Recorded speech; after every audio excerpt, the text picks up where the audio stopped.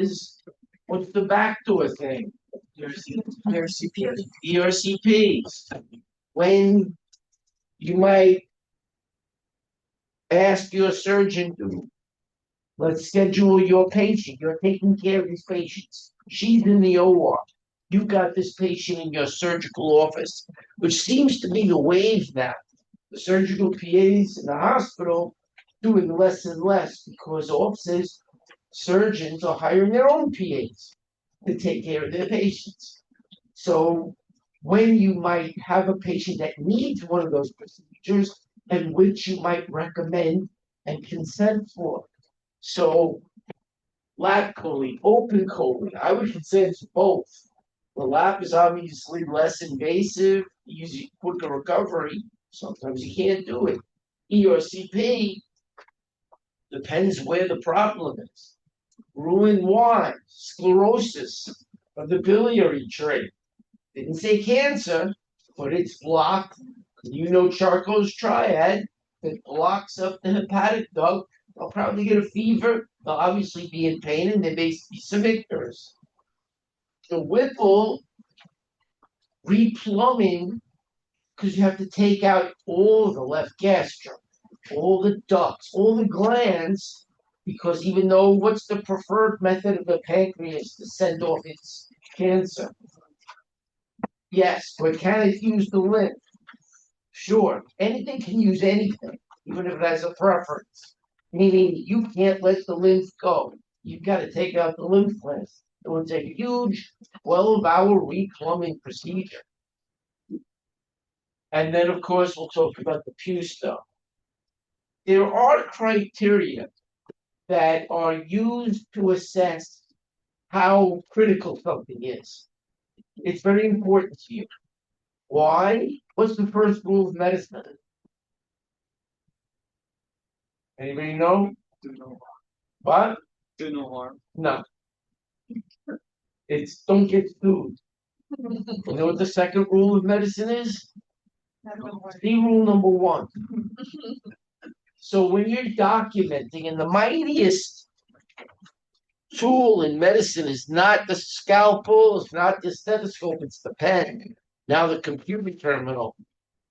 Because documenting will save you a lot of agita in future.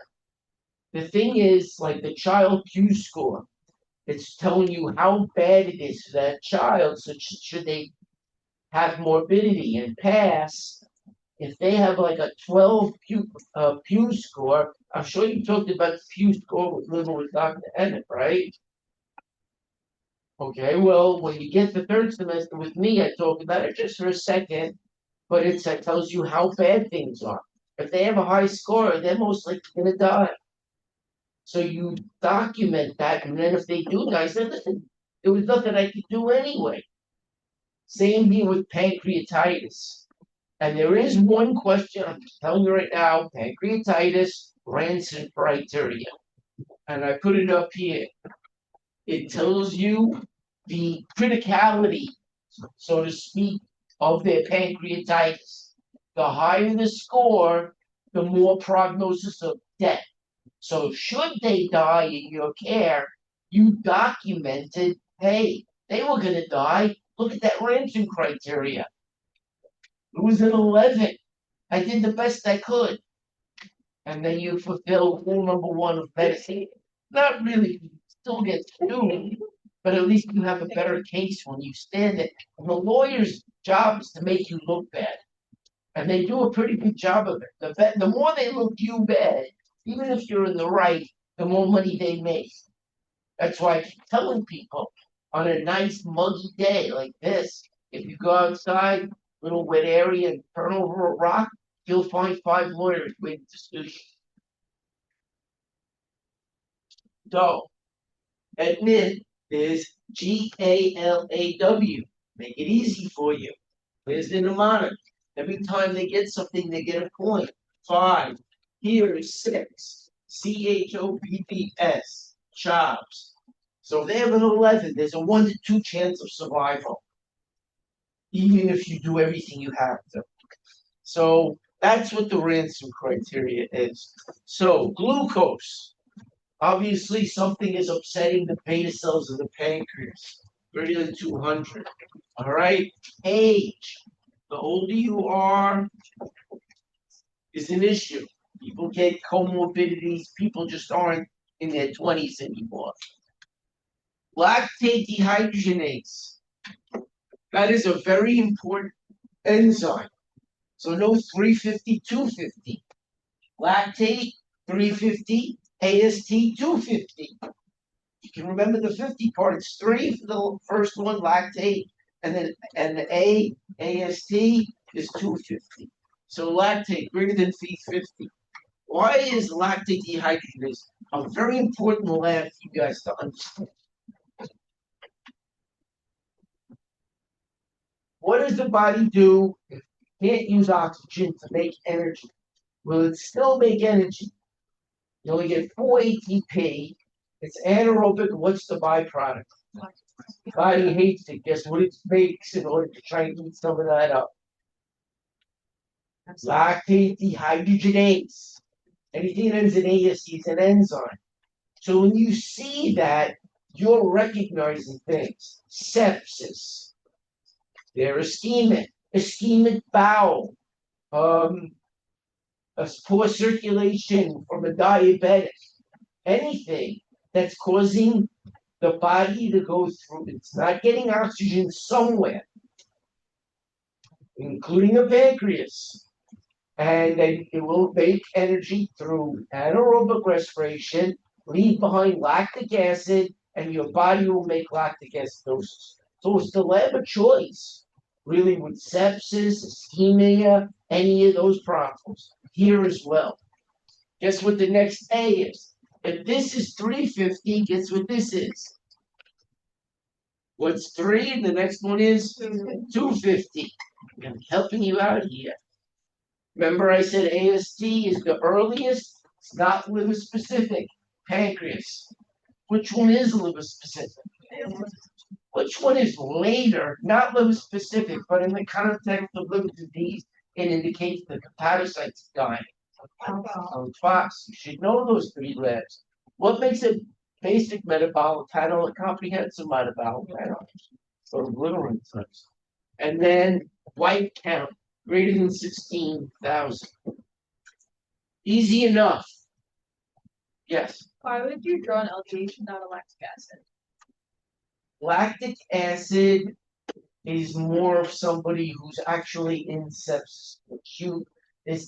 They're both kind of similar.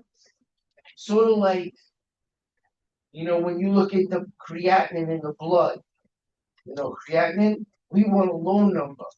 But if you look at the urine, we want a high number because that's where all that muscle breakdown should be. They both kind of look at it the same thing. You're just looking at whether it's coming in or going out. But if I was trying to do sepsis, I'd look at both. I'd look at a lactate dehydrogenase, a lactic acid, because that's the actual byproduct. And lactic acid will also tell you, guess who's not peeing it out because they're not getting the blood supply. The kidneys. Here the kidneys aren't affected. So what lactate dehydrogenase is the body working to get rid of that. So white count, there's some kind of thing brewing greater than that, greater than 16,000. Then the chops. Calcium. Then 8. What's normal calcium? 8.5 to 10.5. That's right. In pancreatitis or some pancreatic issue, shouldn't the calcium be high? Yes, but here it's low. That's not normal. I'm expecting hypercalcemia, yet I'm getting hypocalcemia because it's becoming elemental and it's sticking it into the cells of the pancreas. That's why it highlighted. That's why you can actually see an X-ray of a pancreas. If they have pancreatitis, it's that elemental calcium. So that's something to think about. I'm expecting high. It should be low. Somebody is actually low because I'm thinking if they're a little bit lactic acid, they should be S dot. So that means They have symptoms of high, but the lab says what? Low. Now, we talked about calcium. So that's someone who's acidotic. The lab is looking at a 4, doubling it to 8. It's not. It's the right amount of calcium. It's just the wrong distribution.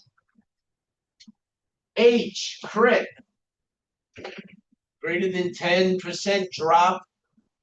So if it goes down greater than 10% or overall 28%, either of those. If it's at 28% or less, or a drop of 10% since admission, that's a point. O2, down here, less than 60. I think that's obvious. That's a bad problem. Someone needs to be intubated. If it hits 60 on the partial arterial pressure of oxygen, what do you need to do for your patient? Intubate them and up the peak. All right, the two B's, base excess. Look at it. It's greater than 5, -4. So it's -4, -5. They're in what condition? Metabolically acidotic. That's why the calcium, even though they may have symptoms of high, it's because it distributed it all to the ionic, but the lab doubles what it sees, and they get an 8. All right, so that's that. And BUN, greater than 5. I could never say that. Even after fluids. So what's the normal? Less than what? I don't like it anything over 18, but the book says 20, right? So if you have 25 or greater, that's greater than 5 more than the max. So they're obviously quiet. So if they're dehydrated because of the pancreatitis, what do you think one of the primary things you have to do for them? Fluids, fluids, fluids. Remember I said yesterday, fluids, pain control. NPO, debatable now. We'll see.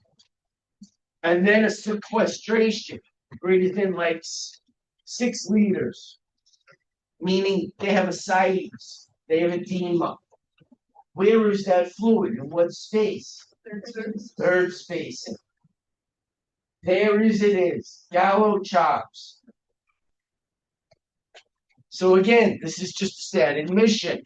Glucose greater than 200, 55, 350 for the LDH, 250 for the AST, greater than 16K. And then what does LDH confirm or not? Any ischemic pain. Ischemic bowel, sepsis. Anytime they're ischemic, your body will secrete LDH because it's trying to eat up lactic acid. There it is. CHOPS. So it's 8 or less. It's not even that they're hypocalcemic. It's the acidosis that's sending it all to the ionized side, leaving the lab doubling something smaller than it should be. And that's why you're seeing it. That's why their base excess. 2 things proving acidosis. A low calcium score when they actually have symptoms of high, and a base excess of -4, -5, -6. He crit T 10% since the admission, or less than what number? 28%. Oxygen PaO2 less than 60. A BUN, again, 5 or more. Anything 25 or over, they're dehydrated. Fluids, fluids, fluids is a treatment. Base excess, -4. They're metabolically acidotic. Sequestration, edema, ascites. You don't know if it's 6 liters, but you should be able to see somebody and know they're edematous. And having ascites or anasarca, it should be easily recognizable to you. You know, they look like the Michelin Man. Rancid's criteria, this is just the same slide. There is one question on my exam. If you study this, if you remember the criteria, easy peasy question. And all it does is tell you how bad the prognosis. So this is what it's telling you. So there it is. So if you have all 11, you have a 2% chance to survive documented. So this is the 7 to 8, 3 to 4, 0 to 2, 2% of dying, 100% mortality. Different criteria, different places, but generally that's what we're talking about. So anything more than an 8 looks like they're going to die. You document it, and they die, and you say, "Listen, I did everything I could." Obviously, medical supportive therapy means they go into ICU. Get them out of your ED. Don't put them on a med surg. You can see that if you calculate the Ransom's criteria, they need critical care, most likely, at least initially. All right? Surgical treatment. Sometimes we have to do a Roux-en-Y. If the pancreatitis is the number one cause of pancreatitis. I think it's alcohol, but I'm wrong. It's gallstone. It's down there by what? What area? A or V? Blocking what duct? Starts with a W. Where's some? Now it's pissed off. Gallstone pancreatitis. Maybe you have to do what procedure takes out the tree and gets rid of all that stuff if it's bad enough. What? No, that one takes out all the things supposed to be glands because of a cancer. This is not cancer yet. Roux-en-Y. There it is. May take up to 6 weeks. Sometimes you have to do an X-lab to find out what's going on because you just can't see it. So you schedule an exploratory laparotomy. If you can't see it, you can't treat it. Sometimes you do that, you do a zipper suture to close the peritoneum after you open them up. Could we do before we schedule the Roux-en-Y and ERCP? Yeah. The ERCP sees all the sclerosing and the stone and you can't get it out. Roux-en-Y.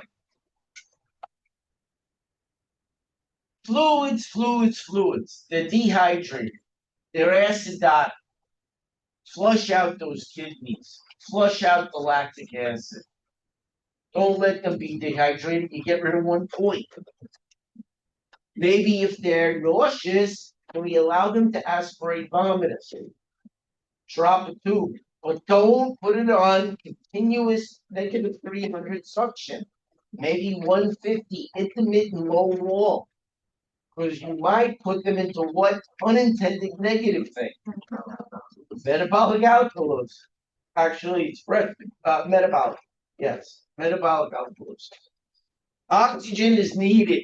Pain control. They're going to be it's not colicky like a gallbladder.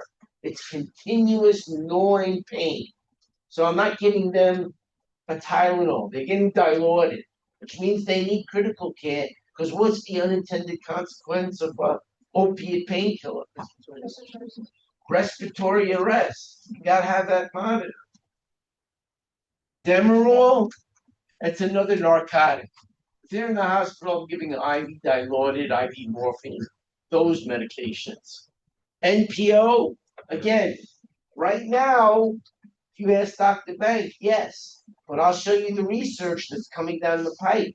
It may be different by the time you graduate. So you got to keep abreast of those things. Cardiac monitor, critical care, ABGs, looking for acidosis getting worse. Maybe TPN if they can't. You got to give them nutrition, total parental nutrition. You don't need nutrition right away. Fluids at the beginning, but at some point they might need nutrition. ICU.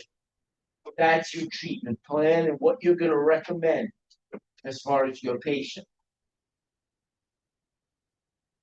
There are some other things. Some of these are based on the size.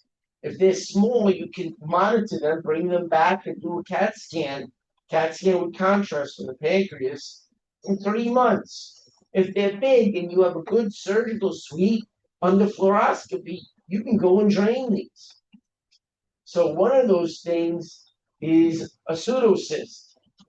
So it's a circumscribed Waldorf collection of enzymes, blood, dead tissue, usually by the pancreas and lesser sac. So maybe somebody with chronic pancreatitis killed a little piece of his ischemic pancreas. So it's called a pseudocyst. Small, not causing symptoms like ongoing pain, bleeding, can be managed conservatively. All right? Treated by surgery if it is big or it is causing complications. And if it's causing a fistula, because what kind of fluid lives inside there? Is it liquidy or sticky? Sticky. It can make a hole to the next organ that's packed right next to it. So if it's complicated, if it's large, if it's getting bigger, if it's causing problems, surgically remove it. Surgery. What? What surgery? If you have the ability, take it out in your back suite, but if you need an OR, you need an OR. You open them up and remove them. And there is on a CAT scan, looks like there's a little pseudocyst on the pancreas itself. It's hard to see. It looks like it's right about there, that darker area. But you might do it on the fluoroscopy if you're working surgery. You have a really good suite in the back. If it's large, make it more than important in size. If it's getting bigger quickly, take them to the OR and open them up. Why is the patient coming in at very symptomatic? Maybe if they found it incidentally. Maybe they had chronic pancreatitis and you got them one exam. CT with contrast. All right, and then you get a call from the radiologist with the 4 worst words in medicine. Oh, by the way, hate those words. I mean, something else I got to deal with. A pancreatic pseudocyst.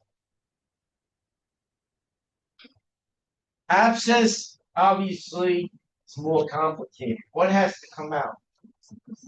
Yeah, and this is something, it's a little bit too delicate. You can't use the suite. You gotta open them up for this and drain it. So this and pus have to come out. And liver I could reach, kidneys I could reach, pancreas is tough to reach. And which patient population are at risk for this? Diabetics. So late complication, acute necrotizing pancreatitis. Because if the juices like amylase and lipase can't come out, guess what it'll eat? The whole pancreas. Now you have dead tissue. Macrophages come to eat it. The body tries to roll it off. There's your abscess. It can't stay. All right. Usually about 4 weeks after an attack. Purulent, necrotic liquefaction of the pancreas and infection. 3% of patients, says acute, but it's really chronic, will develop some type of abscess. So that's not small, but not insignificant. All right, 20% will go into sepsis and die in you. It's got to come out. It's got to come out immediately and thoroughly. Diabetes, major contributing factor. So if they get the call, you ordered what exam for your patient with pancreatitis? Oh, by the way, there's an abscess. Put the phone down, who do you call? The surgeon and then the OR. And they go right as soon as you can get them in schedule. They have to go to the hospital, wait till the next morning, so be it. Do you like pack it afterwards so that it's Drain it. recreated? In other words, after you take it out, you probably put in a Jackson Pratt. And then it's your job to check the Jackson Pratt on a daily basis. Because if you see serous fluid coming out of it, guess what you have to do on their fluids? Guess what kind of loss that is? What kind of loss is serous fluid in the drain? Sensible. You got to replace it. If you see purulent fluid, guess what you got to do? Reopen them. Something is still brewing. You can't leave that in there. So they're hospitalized Until the drain stops draining and the issue has resolved itself. Maybe they need very powerful antibiotics after you. Maybe you put them on vancomycin for a few days. They get better. med surg floor, they get a little bit more better, they stop drinking or whatever it is, and then they can go home. But you gotta get it past the death's door. And that's a huge, multiple pancreatic abscess, all this dark area. Oh, by the way, all of that has to come out. Bring, doc, we gotta bring him to the OR, schedule surgery, IV antibiotics, as soon as you can do. This is another really bad late complication. Very rare, but if the pancreas starts to bleed because, let's say, that liquefaction, because it ate itself, could it also eat a vessel? Could it eat an artery?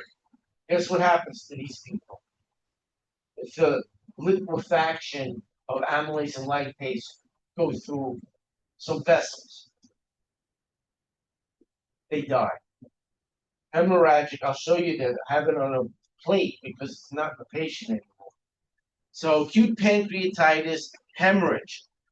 Deaths usually 7 to 10 days after the surgery. You got to take them right back to the OR, open them up, X-lap them, and find the bleeder. You call in a vascular surgeon and you clamp it and hose it off. Guess how many people survive if you don't do the surgery immediately? None. Guess how many people survive if you do the surgery immediately? Maybe 1 out of 1,000. So it's a desperate thing, but that's what you try. Hemorrhagic means it liquefied some vessels, an artery or something. It's not a good case. 16 survive, 37%, that's really too much. Very few people survive a hemorrhagic pancreas. And guess what you're going to do as they go into surgery? Type and no. Type and cross. Screen means I just want to know what their blood type is. Type and cross means I want 3 units or more hanging there in the OR. I don't do that willy-nilly because if you don't use it, guess what happens to the blood that's hanging? Trash. And I hate, there's already a blood shortage. So I don't type and cross, but in a case like this, they're going to need blood volume. I will type and cross. And there is a completely liquefied basket. And the reason it's on a plate is because the patient didn't need it anymore.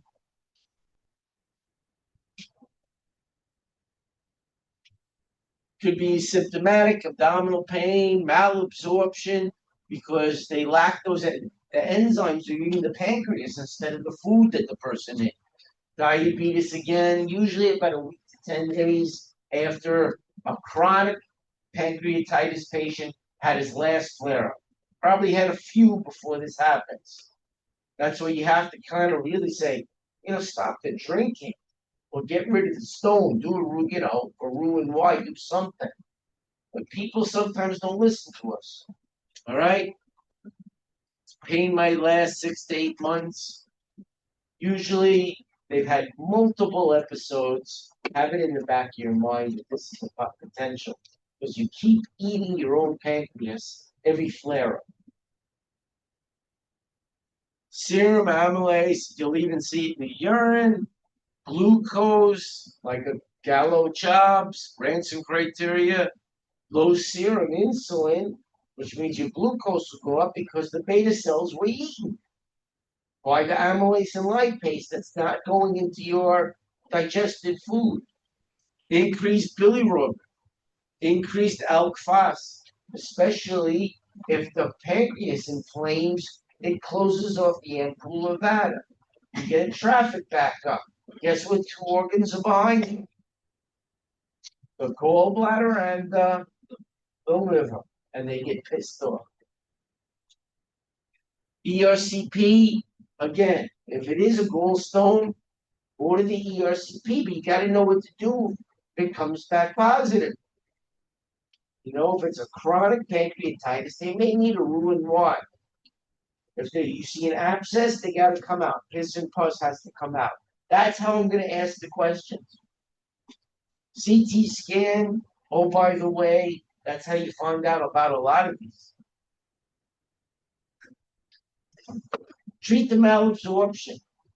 We can actually give them exogenous amylase and lipase to help their food digest.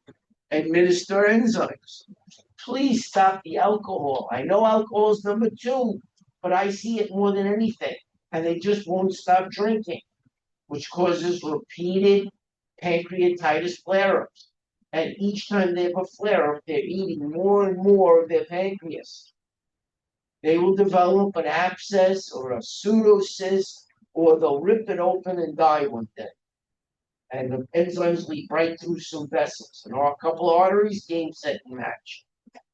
Electrolytes.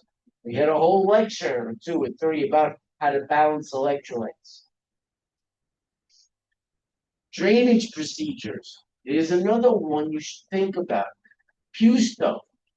If that ductal worthum itself got eaten and is fibrotic and can't flow, can you leave it there? So you take whatever you can from the tail and bring it right to the ampulla levator. It's called the Pusto procedure. You take out the deadened, inflamed, useless Pusto duct, and you make another one for them. So chronic pancreatitis flare-ups, alcohol, gallstone, I'd probably go with the Roux-en-Y. But if it's alcohol, there's nothing to really reset. You got to reset the worstome itself. So the ductal worstome is open from the tail to the head and reanastomosed to the jejunum. It gets replumbed. And all that fibrotic, dead pusto tissue that's holding back the enzymes is now in the lab. Histology. Whipple. That's taking out everything, because you got to take out, where is that neoplasm tumor? At the head, you got to take out the biliary tree, the gallbladder, replumb the hepatic duct, take out all the lymph glands, adenocarcinoma, take out that side of the stomach, and then bring it all back and replumb it to the duodenum so you can digest food. And even with that, there's a 15% survival. And it's a huge, long procedure, which is why anesthesia hates it. It's still being done, but a lot less. Nobody wants to do it. Partial pancreectomy, meaning you're losing pancreatic functions. So it's a really problematic procedure, the Whipple. That's a pusto. Someone took the whole duct, it was all fibrotic and eaten, and reconnected it all to the jejunum. So I put these procedures. When you're studying, know when they might apply. I make a vignette. You say, I get the ERCP, and the ERCP, oh, by the way, and I do this. There's the answer to the question. Easy peasy. So, diagram. Here's a Whipple procedure. Look what they've had to do. The liver, no duct anymore, directly to the jejunum. No gallbladder. Pancreas, the head gets removed, and that gets connected directly to the jejunum. The left side of the stomach has to be taken away. This thing takes a long time. So classic Whipple entails radical dissection of the pancreatic head, adjacent nodes, right half of the omentum is up there, gallbladder's out, the whole duct biliary tree is out, the duodenum, most of that has to leave, and then everything has to get re-sewn back together so what's left can function. 10, 12 hours. But if they have a pancreatic neoplasm, if you don't do it, what do you tell them to do? They say, you know what, I'm going to skip the surgery. What's your next advice for them? Get your affairs in order. Cancer. Is the pancreas a primary degeneration site? Where is the most likely place you might get it? A neoplasm. At the head. Can it obstruct the common bile duct? Sure. Can it push the gallbladder forward? You might even feel it. What's the name of that sign? The liqueur. You can buy it in the store. Grocery store. Courvoisier sign. Can you leave the head of the pancreas behind with that neoplasm? What segment of the liver is the head touching? 5. Out. Do you leave behind the biliary tree, which is right there? No. What about the side of the stomach that's touching? No. What about the gallbladder? No. Everything gets replugged. It's a Whipple procedure. 2 options. Whipple, die in 6 months, nothing, die in 3 months. However, there are, like I mentioned, the Lustgarten Foundation. People are really looking into this because pancreatic cancer has taken too many really important people, celebrities and politicians. So they created the Lustgarten Foundation, constantly hiring PAs if you're interested in that type of research. And they did discover right here in Cold Spring Harbor, you read the article, a protein that seems to be correlative when it expresses itself with pancreatic cancer. And they're trying to find a way to suppress the expression of that protein. Maybe if you could stop the expression of that protein, you can stop the cancer from degenerating in the pancreas. So a lot of active research. So I wouldn't just write people off just yet.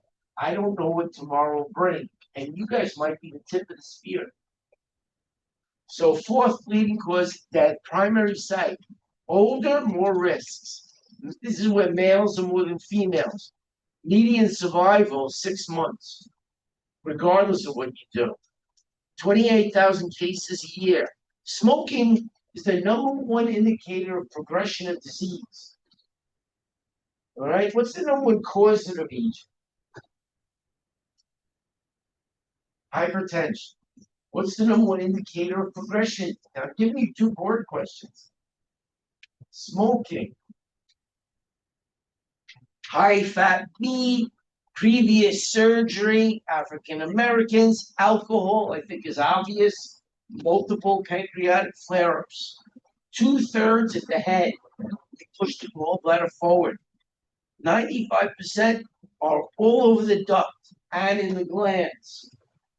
The pancreas can metastasize to the blood, the glands, and direct contact. It prefers direct contact to the liver and gallbladder, but it can do any of the above. So the glands have to come out too when you're doing the Whipple. Adeno, it's in the glands around it. 80% main duct, 75% you're obstructing. Charcot's triad, maybe Reynolds Pentad. They may have jaundice. They probably have had multiple flare-ups of pancreatitis, whether it's gallstone or alcohol. They probably have a fever. They have pain. They're a little jaundice. Their bilirubin is elevated. Their stools look like a wall, and their urine looks like mud. Maybe an exaggeration, but you get the point. What's not getting out of them? If the stool's pale. Stercobilin, which means what has to try and catch up? Urobilin. So your stools get lighter. I know it's an awkward question, but in your pancreatic patient, you're going to have to ask them what their stool urine looks like. Because it could be an indication of that kind of disease. Mets, lymph, blood, direct. That's its preference. Segment 5 of the liver, French classification. Guess what has to come out if you're doing a Whipple? Segment 5. And if you find it other places, even more. It's a huge surgical procedure. Pain, jaundice, fever. All right? Some have some obstructive jaundice. Weight loss because the body's not digesting food, because what's not getting to your food? What 2 enzymes? Amylase and lipase. Enlarged liver. That's where that tumor lies. Palpable mass, probably not. If you could feel it, it's a game, set, and match. Palpable gallbladder may be Courvoisier sign. That's on your boards as well. Bilirubin's up. Conjugated bilirubin. If the liver's still functional, it just can't get out because the tumor on the head of the pancreas can obstruct the whole ampulla of Vater. And what's right behind it? What duct? The common bile duct. Bilirubin can't get out. That comes from the liver. Anemia. Increased alk phos eventually. Because who gets pissed off if there's a traffic jam? The liver and the hepatocytes die. Can you get a lab marker for the cancer? CA 19-9. And I give you the ones you really should, there's a lot, but I'll give you the ones you should be aware of. CA 19-9, pancreas. CA 125, CEA, colon, and a lot of other places. AFP, alpha fetoprotein, testicles. We'll get to that in the next lecture. CA 19-9, pancreatic cancer. AFP, testicular. CEA, colon, cervical, others. CA 125, ovarian. Squamous cell carcinoma antigen, cervical as well. Here's a good slide to study. CT scan again. Pancreas, think CT with contrast. And then you get the, oh, by the way. Hate those 4 words. 95% of the masses. But here's the question. Could the mass be hiding? If they lost weight, they have Charcot's triad, they have pain, abdominal, they smoke, they drink, multiple flare-ups. Do you still suspect cancer? Could be there, you just didn't see it. So what do? See if you're thinking. For that 5% that the CT didn't give you the, oh, by the way. How can you actually go in there and see that tumor? If you hit back door, there's camera, ERCP. If the CT is 95%, but if it winds up in that 5%, you still need to see the tumor, ERCP. So, most sensitive shows what they call importance thing to study, a double duct sign. So you should know about a sentinel loop. You should know about a double duct sign. That's something I would put on you guys as a study material. ERCP for that last 5%. You still have to see that tumor. If the CT doesn't show you, that's the backup exam. Not seen on the CT scan, that 5%. Just can't leave it in there. Upper GI, not too sensitive. Angiography, more for vessels. So it's CT scan with contrast, and that last 5%, it's direct camera, backdoor ERCP. Pancreatic resection, Whipple procedure, which is a pancreadoduodenectomy. The prognosis sucks. So following palliative care, they get 6 months. Whipple, maybe 18, probably less, maybe a year. Overall survival rate is maybe 10%, probably less. So you really have 2 choices. You're going to die. Do you want to die now or delay a little bit? You want a little bit of time, do the Whipple. It's a big surgery. If you just want to spend the last few weeks with your family, your choice. But, like I said, cutting edge stuff with that protein, they're trying to look for some reason why they get pancreatic cancer and a cure. So it might change by the end of this lecture for you. All right, Cold Spring Harbor, the CKRAS protein blockade, blocking the expression. They saw a connection. 95% have an expressive gene with that protein. If they can find a way to block it, who knows what tomorrow may bring to these patients. Lust Garden Foundation, they're looking for PAs. Lots of CME and pancreatic cancer that you could take, all right? New discoveries daily. So I may have to change my class by the next semester. I just don't know. It's hot button. Breast cancer, pancreatic cancer, they're hot button items. So things change very quickly in that world. And that is gallbladder pancreas. All right. Time is it? 12:24? Yeah. Come back at 12:35 and we'll go into urologic. AFP, testicular cancer.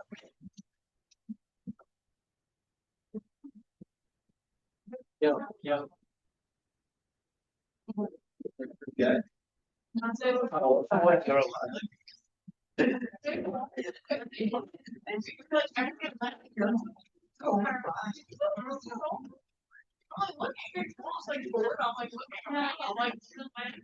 No, I didn't. Their line was so bad. Oh, whatever. Oh, I know, yeah.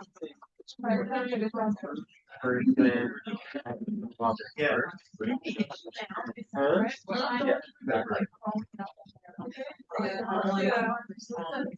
You'll take care of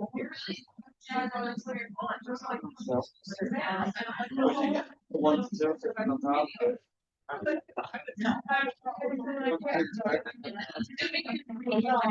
What's the hair color? Well, I put that because it's the top on there, so I can put it there. You know, what does it take to build?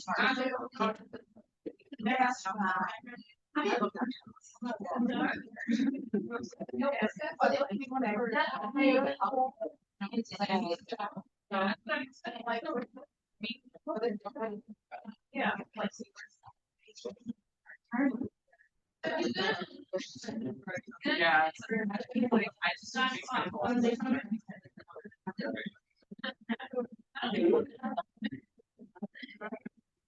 Right. Here's like a There's still gallbladder pancreas. Oh, I get through an hour and a half of urologic. Well, a little less. And then next week I have 3 hours to do finish up urologic. Okay,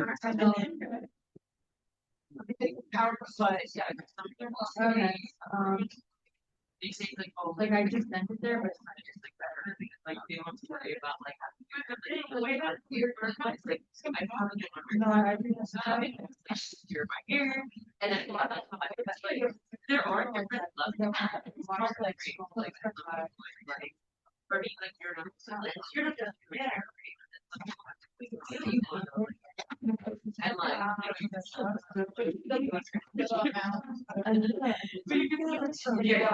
And like,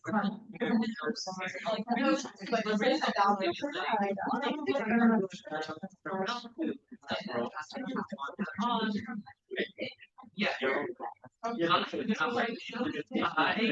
Oh, I've seen that very, yeah. Yeah, honestly. Oh, yeah, wait, what don't I never read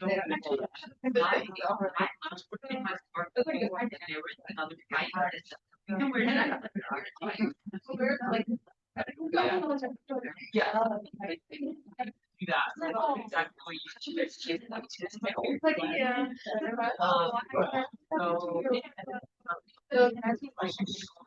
Yes. Where did Heather actually?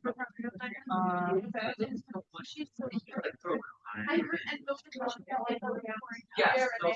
So that- Heather actually said we give up 3 passing slides. Type B. I'm just, that's the thing. Type is and type of course. Like, I just think what was. I think was. It's gonna get like that. I was like. My question is, if they're already bleeding out, am I gotta wait for blood. You have to open them up. You really apparatus. What? Yeah, we're talking about. Concerned about. Oh. Get somebody with chronic pain. Yeah. Well, they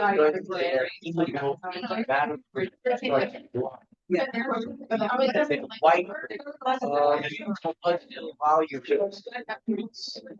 they have pain, they have a history, right? Girls and alcoholics, they have stuff. So you order a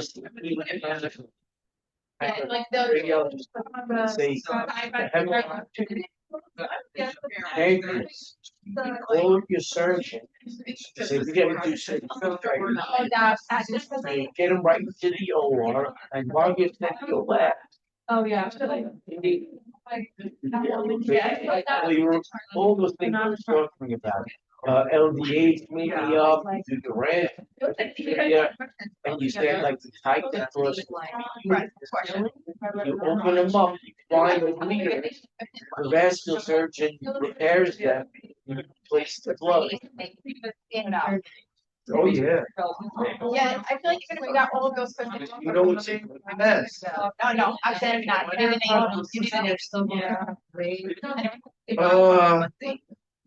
Probably a 90% chance. And you're saying why would you waste good blood? Like that. Exactly. So how long is that? You get a TD. They're like, how many more days do they have after that? You mean if you find the vessels, repair them and give them blood? Hopefully they live good. Stop the bleeding and let us see blood. It's all dependent on the surgery. It's all dependent on the evidence. I mean, Yeah. you could get, Unfortunately, some of them don't.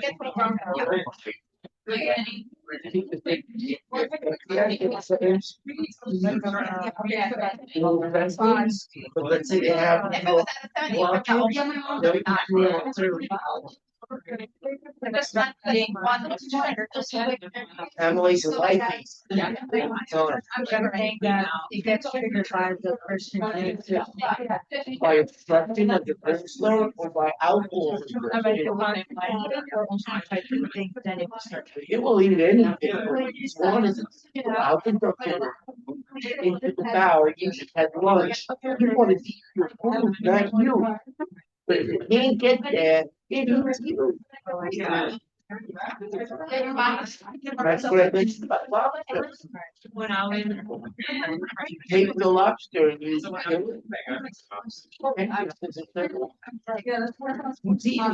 The next day you go to eat it. Yeah. It ate it before you did. So that's why pancreas eat the pancreas. Okay. Well, it doesn't have problems. Exocrine problems, endocrine problems, diabetes, you know, everything. I hope they someday they invent a fake thing. I'll get it. I don't like mine. But the idea behind it is coastal obstruction, sclerosis, chronic flare-ups, constantly getting blocked in the pancreas. And eventually it went through, especially diabetics. They don't feel pain. That whole abdominal pain, they kind of feel a little, but I don't know what it is. You know, they restore an artery, they bleed. By the time you get in there, already got one foot in the grave and another one on the paddock. Stop drinking. Blue and white, take out the stone that's been blocking it. Yeah, it's like. Problem is, patients tend to be very, especially alcoholics, people not addicted, things, you know, stop trying to take stuff. They get some stress in their life, and they go out on the fender, and they end up in the ER, and come to the consult, and so.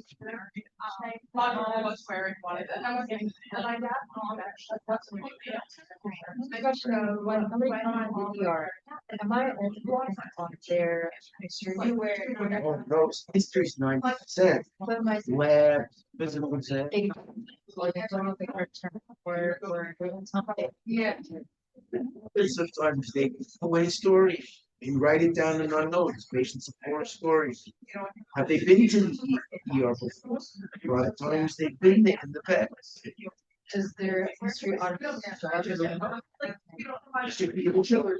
First time, let's say they can't, they can't speak English. So you have nothing, they just go, ay, ay, ay, ay, ay, and they point it out, and guess what, the examination. And you get work. You get the blood work, you'll see elevated bilirubin.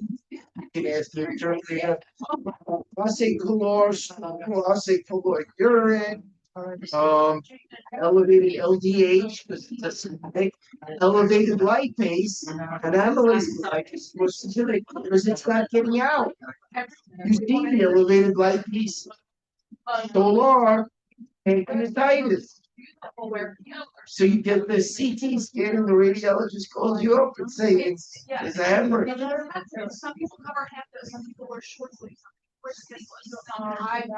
None of this is by itself in a vacuum. Kind of, know what the word gestalt means? Putting it all in one. None of this is like, oh, it's this lab, or that physical exam, or this history. It's a concentration of all these things. And that goes not just Yeah. So like in the emergency in terms of like I was first presented and go ahead. You'll take your history, you'll do your physical.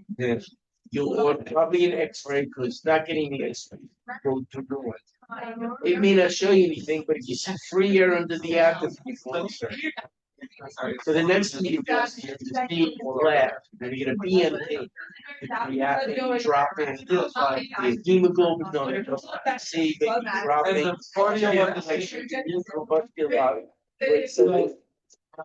get it elevated, wider. Okay.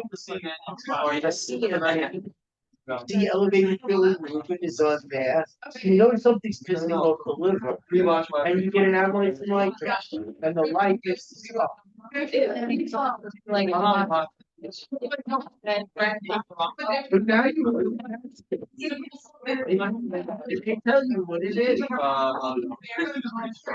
Yeah, that would be sure. Yeah. I just send it like. You get it. You have to follow that. Yeah, I know about like you don't even have X-ray or anything like that. Not talking about when somebody's not ready. But primary and tertiary care. Not talking about general. Like in terms of You're out to the field, you're talking about general, don't have, they don't send. They have trauma, they treat the trauma. So like if that events, how to they're just dealing with the acute issues. Absolutely, save their lives, they don't treat tertiary care facilities. But go around, you don't have to change things like that. No, but I can tell when someone's been shot, they're blowing up. They're rolling over by a car. Promise you, that's it. You know, you gotta think of things that'll kill you. Oh, I didn't even say that. Very hard to say. If you press money, Steve. Maybe the airways. Is it not bad? Stop the bleeding, throw their stop pump, put on a tourniquet. Then I'm done, then they go back to their ship, it has those things. And then, well, they order type of blood, blood. Anyone to flow. Yeah. I am get to have a pancreas. Like, so Yeah. Like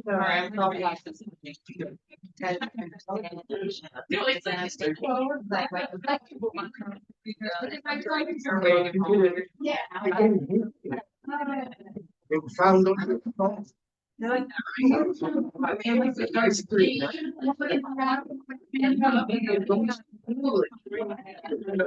Yeah, that's. You got no.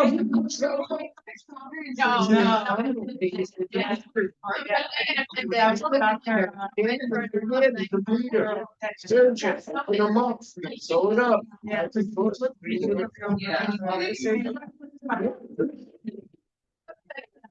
Then I thought. Just be quiet. Yeah.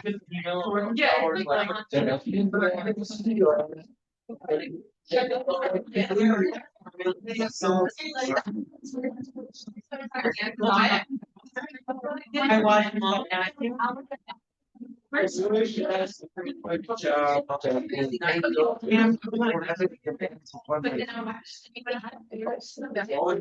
tired.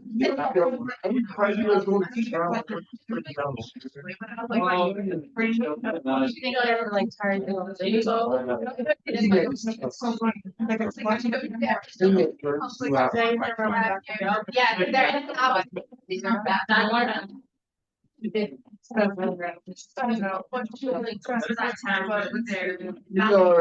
Yeah. Just. Person's trying to buy.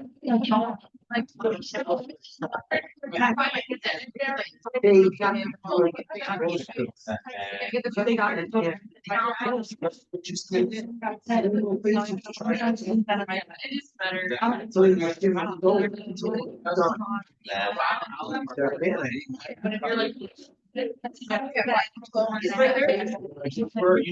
An extra half an hour.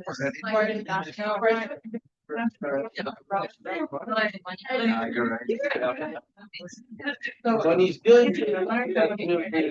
I strike. That's right. And some people are going, the first thing they like die. I'm trying to die. When I was doing my first. There you go. I have to tell you that.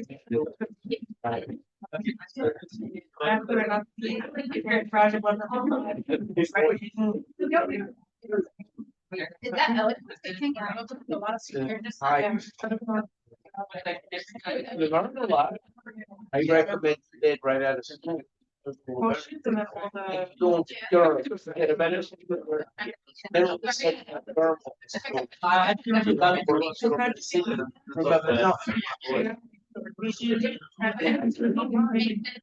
I would recommend having like,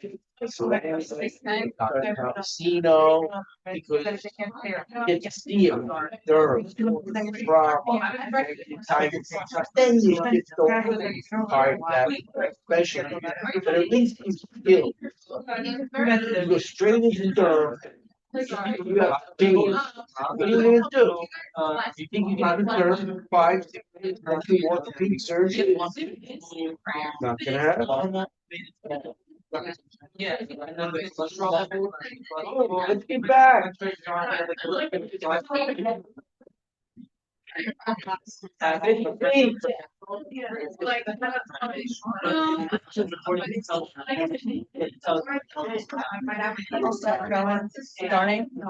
We're starting now. Yeah, we're starting.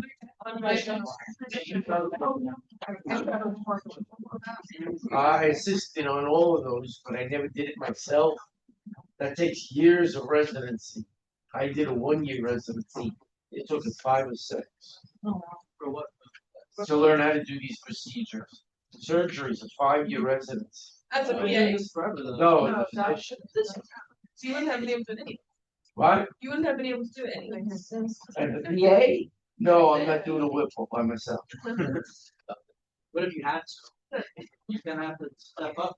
The problem with that is that if I do a Whipple on somebody, even if they live, because it's outside the scope of my practice, what's my first rule of medicine? I file it. There was a woman in New Jersey who went into labor. It was a breech, not a forensic breach. It was like a limb presentation. The baby was caught, and the PA who had some knowledge did an emergency C-section, saved the mother, saved the baby, lost his license.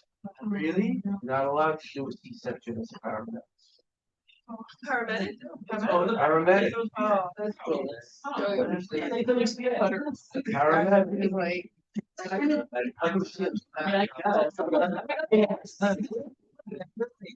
Parents in the state told us like third of our career was over. Then stay for life.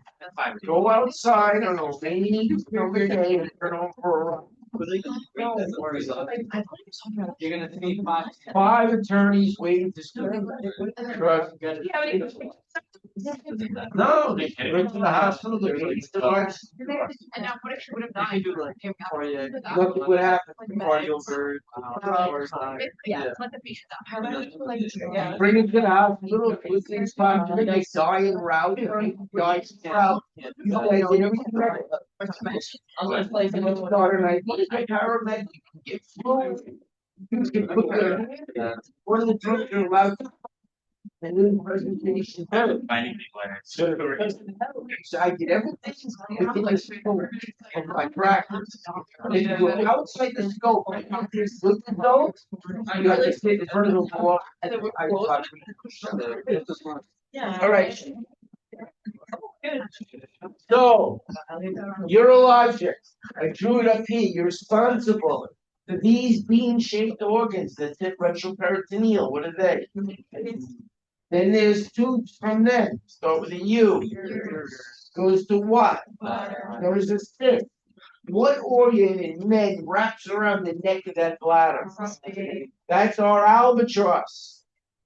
Then there's the urethra, and you've got the scrotum and two testicles. Excuse my drawing.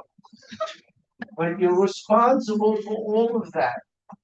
And that albatross, in your lifetime, how many men develop an enlarged prostate? How many males develop prostate cancer in their lifetime? All of them. It's just that they die of something else. Oh, yeah, So you gotta be aware of enlarged prostate cancer is the albatross around our necks. So you've gotta start checking them at age 50. If you're in primary care, you've gotta go in and do a digital rectal exam annually. You've gotta check their PSA. And if the PSA is 6 and it's been 6 for the last 6 months, that's high, right? Yeah. What if the PSA was 2, but a month later it's 4? It's less than 6. Which one is more concerning? Rapidity is more suspicious than just the number. It's more scary. So let's talk about some of these from a surgical perspective. Kidneys, ureters, bladder, prostate, which wraps around the neck. And there's a lot of new methods now to prostate surgery to increase blood flow. But you got to know, first of all, the prostate also presses from the pubococcygeal nerve. So that's responsible for ejaculation. So a lot of men, as they get older, start having sexual dysfunction, which is an important part of both genders as they get older. You don't want to lose that in your 50s. Penis, meatus, urethra, testes, the epididymis that runs along the top of the testes to transport sperm to the seminal fluid. All of this is part of urologic surgery. So kidneys, again, basic physiology, bean shape, retroperitoneal. How much of your blood goes to the kidneys in any cardiac cycle? All of it, 100%. Off the abdominal or aorta, which arteries are the renals? What's first? Celiac, S, MA, then the renal, then the IMA. You gotta know your anatomy if you're gonna do surgery. What's unique about the renal arteries? Dedicated. They don't share with anybody. Selfish. They regulate electrolytes. PR potassium, aldosterone. Don't PR aldosterone. Kidneys also acute antidiuretic hormone. keep free fluid in your body can be inappropriate, but that's what the stress, ADH, or diabetes insipidus. No ADH and everything's going to the toilet. Acids. It's the most efficient. It takes the longest, but it's the most efficient. What's the quickest? Buffer. Which what? Which system? Respiratory, buffer, or kidney? Buffer's quick. Kidneys are efficient, but it takes a day. Blood pressure. How does it regulate blood pressure? It's not getting enough blood supply to raise it. Something called renin. It releases it. Angiotensin 1 goes to the lungs. Angiotensin 2 squeezes your vessels and your pressure goes up. Your Vaptans work on your kidneys. I talked about tolvaptan, Simvaptan. They shut down the V1A, V1B, and V2 free water return channels to block SIADH. Means more free water goes to your toilet instead of in you. Hypervolemic hypernatremia. Your sodium concentration goes up and your fluid overload goes down. And you got to be able to drink if you're going to give a Vaptan. Red blood cell, erythropoietin. People are anemic. Sometimes we give them exogenous erythropoietin. Well, erythropoietin from the kidneys. Urine, waste, urea, ammonium. How much ammonia should be in our body? Zero. Water, glucose control. We pee out. If you see glucose in the urine, what is your blood sugar? You did a finger stick. Like what? Less than that. 180, you'll start to spill. So if you see a 180 or higher, spilling. If you see glucose in your urine, it's a blood finger stick or a blood sugar of 180 or higher. Calcitriol. Who had milk this morning? It has vitamin D in it. You can't use it. Guess what the kidneys have to do? Turn it into the active calcitriol. So it can use vitamin D to process your calcium. Renin, talked about it. Vitamin D activation. When you take a vitamin D, you take a multivitamin. If your kidneys don't secrete calcitriol, the vitamin D won't work to activate your calcium. And again, this is your anatomy. Anything can happen along the way. We're responsible for. There you have it. These pyramids that are upside down. Does anybody know what they're called? Calyces. Guess what's in them? The V1A, V1B, and V2 free water return channels. Water hormone secreted under stress from the posterior pituitary works on them. ADH, vasopressin. Renal artery, renal vein. They don't share. What is this called? There's also a nerve there. Starts with an H. Hilum. And there, that has to be accounted for your readers. If you're doing kidney transplant, can't then let them leak urine. This has to be clamped and cut. This has to be clamped and cut in order to take this out. So the hilum, artery, veins, and nerves, the renal medulla, pyramids, calyces, nephrons with the glomerulus, that's where ADH works. V1A, V1B, and V2. The loop of Don Henley. It's really the loop of Henley, but that's a memory kit. Does anybody know who Don Henley is? He was a drummer for the Eagles. You know, Hotel California? He was the drummer. I'm going to see Desert Highway tomorrow night. It's a cover band. So anyway, that's within the nephrons. And what happens in the distal tubule? What electrolyte that was there, the body takes back, especially in the stress. Sodium. What does it have to give up to the toilet in exchange? Who drives that? Very good. How much blood in any cardiac cycle, percentage-wise? 100. All of it, they're dedicated arteries. So I'll give you the arteries, but you gotta know anatomy if you're gonna do surgery. The celiac. The celiac has a branch. The first one's the left gastric. The second one is the common hepatic. The common hepatic artery gives how much blood to the liver? Where does the 80% then come from? Portal vein. Then off of the common hepatic, guess what the next branch is? Off of that goes to the gallbladder. SMA goes to the from the duodenum to the, don't get mad. That's right. The renal's dedicated, and the IMA goes from the splenic flexure, the marginal artery drumming, down to the rectum. Hey, listen, you get pimped. If you can remember this, you will look very good and shine during your surgery rotation. There's the urinary system. So they got the bean-shaped kidneys, dedicated arteries, third one of the aorta, inverted calyces, in pyramids with the free water return channels, ureters, the bladder.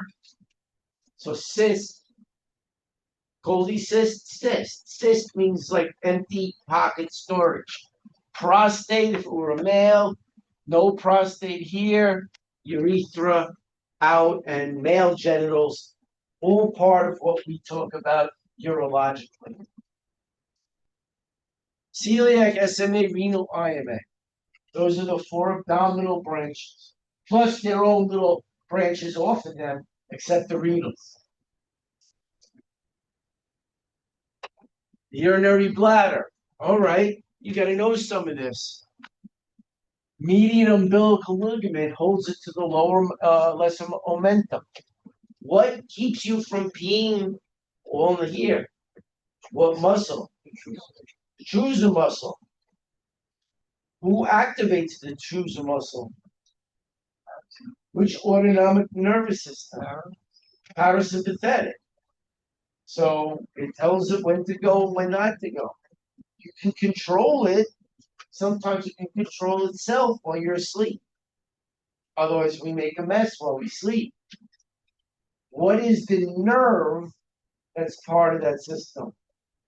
It gets crushed if your prostate gets enlarged. The pudendal nerve. That's the nerve coming off the lower spine that's feeding the detrusor muscle. So it's the muscle of the bladder and the nerve of the bladder. And it has a hilum. So here's the neck. There's the detrusor muscle with the pudendal nerve somewhere. Prostate, urethra, male or female genitals. And this is the breakdown actually showing you the mucosa of the bladder. It's a thick muscle. So it can hold a lot of urine, but it can get uncomfortable, and now you have to deal with it. What has to come out? This is pus. So pudendal nerve, the detrusor muscle, the median umbilical ligament. It's not a real ligament. What is a real ligament? Connect what? Bone to bone. But other organs need anchoring too. So when you connect, let's say, the spleen to the greater omentum, it actually connects to the stomach and the greater omentum. It's called the gastrosplenic ligament. It's not a real ligament. It's an aponeurosis. It's a broad ligament. Does anybody know the ligament that connects the liver to the greater omentum? And it's not a real ligament, it's an aponeurosis. It's false. Giving you a hint, it's a false ligament. A falciform ligament. Here's one, use your heads. The uterus. The broad ligament. The broad have it. So you got to know your aponeurosis. Again, anatomy is essential. Penal exercise are meant to strengthen the detrusor muscle. A lot of times as women age more than men, this happens. They start having, they laugh or sneeze, they get a little incontinence. It's a weakening of the jejunal muscle. And the pubocardigeal, that's your orgasmic muscle. You need that in order to climax. Urinary tract infections, urethritis cystitis, they are ascending. Most of the time, it's not specific. But if you're working primary care, that means you're going to have female patients, young female patients. Should you educate them on how to do proper hygiene? So one of the things you can do is tell them when they clean themselves after going to the bathroom is wipe front to back. Guys have a little bit of distance, hopefully. But what is the most common bacteria that can ascend and cause urethritis and cystitis? E. coli, number one, by far, which is in your stool. It's just when it crosses over. And the problem and why women are like 8-1 on urinary tract infections, ascending non-specific urethritis, is because one, the perineum is only about this big, and two, the urethra itself is very short. Even when I was doing Foley catheterization, in order to get to the female, it's like a little bit of traveling as opposed to the male. So it's 8-1 female. So ascends into the bladder, much frequency, 10-1. Urinary stasis. So there's something that can cause a urethritis in a male. Prostate enlargement. What did I say about fluid that doesn't move? It's a nidus for infection. Anything in your body that doesn't move, I mean a liquid, solid doesn't move, but a liquid, it'll invade the tissue next to it. It's a nidus for infection. Foley catheterization. How much bacteria did you say in hundreds of thousands of colonies is normally in the urethra? Take a guess. 0. As a matter of fact, on urinalysis, it gives you 0 to 200,000, and that 200,000 is a gift. Should be none. It's a sterile environment. And even under the best, most sterile circumstances, when you put in a Foley catheter, are you introducing some bacteria? Yes, where it doesn't belong. So guess what the number one nosocomial infection in the hospital is? Indwelling Foley catheterization. Guess what the number one killer nosocomial infection is? Pneumonia. Those are 2 board questions. Now you only have to answer 358.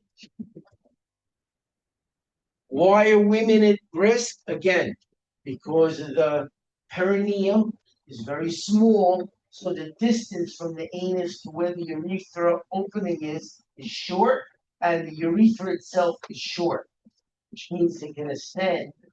UTI is an ascending infection.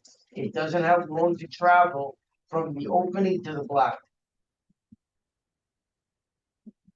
Post-coital urination. One of the things that happens after coitus is men want to urinate. It's actually protected. We're trying to flush out any bacteria that may be at the tip of the meatus. So that's not abnormal. The problem is women have similar sensation, doesn't work as well because they don't have as much time because of the distance across the perineum and the length of the urethra. So although most partners, they want to urinate after an intimate moment, the woman will still have a greater incidence of infection. It's just the way it is. You should be aware of that. All right, post-coital urination decreases incidence. It's also, urine has uric acid in it. It tends to kill some of that bacteria. It's just that you don't typically have enough time if you're a female. E. coli, number 1, Bacteroides, number 2, both normal pathogens in stool. They help you reabsorb fluid. It's just that they don't belong anywhere other than in the rectum and large intestines. They get anywhere else, it's a bad thing. obvious stuff, dysuria, suprapubic pain, it's climbing, hesitancy, frequency, failure to completely void, inflammation of the wall. As a matter of fact, what prostate medication can I give to both males and females to help them with urination if they have an inflamed urethra and infection? What? Amsulose, Flomax. Now, what about the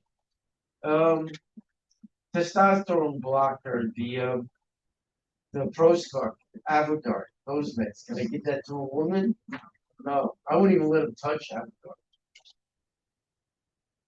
So, urgency, frequency. If it's still at the beginning stages, you don't get. Listen, later stages, elderly people, this can be problematic.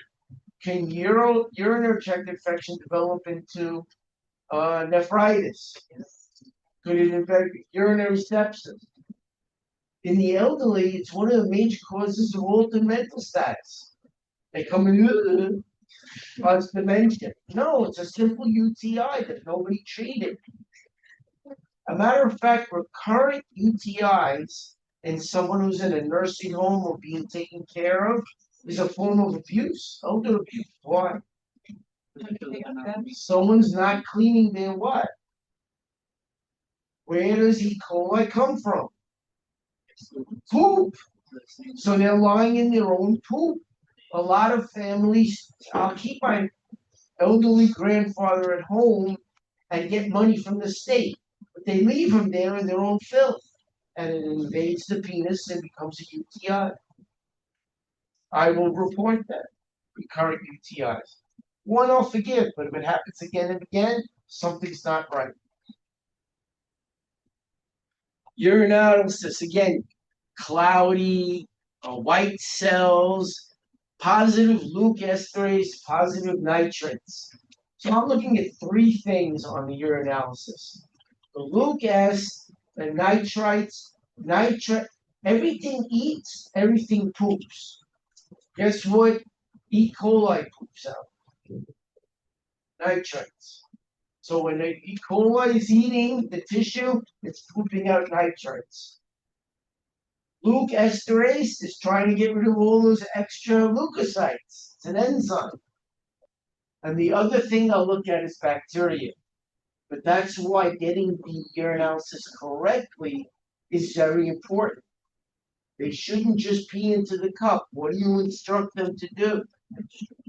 Yeah, pee out some, stop it, and then put it in the cup. Otherwise, you're getting bacteria that might be living on the surface, which is not a UTI.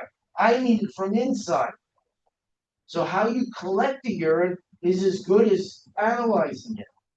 And then I look at bacteria.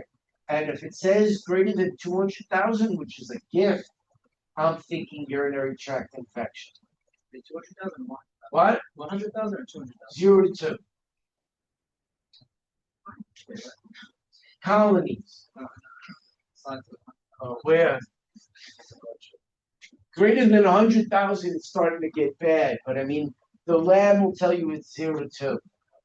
Remember me, I like to be a little bit more conservative. Yeah. Is 100,000 normal? There should be 0. 200,000 is a huge gift. 100,000, I'm concerned.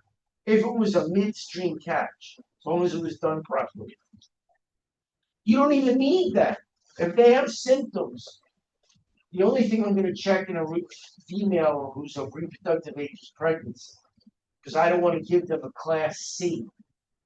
Some medications like Cipro or Teratogen, I may give them Macrolide. So I look that up.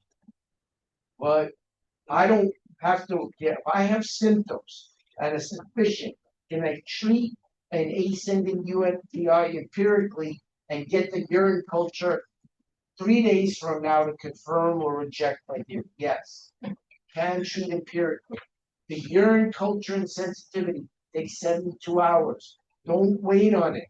Start your treatment now, and then if it comes back, what you're giving is resistance, you give them something else. Bacteria in the urethra, how much should be there? 100,000? Christian?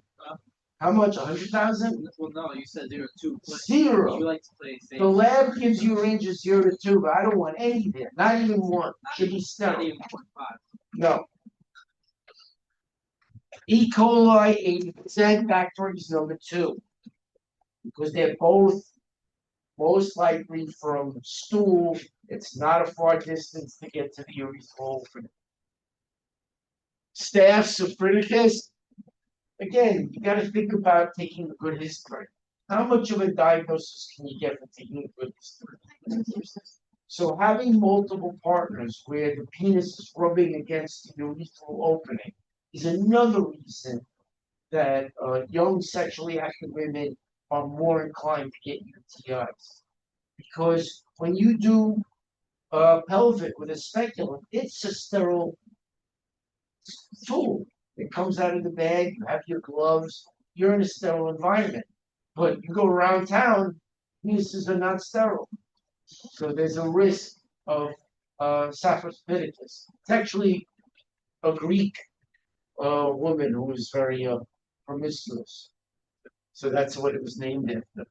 Klebsiella, again, these are very rare. You got to think about the common ones. Common things happen commonly. E. coli bacteroides.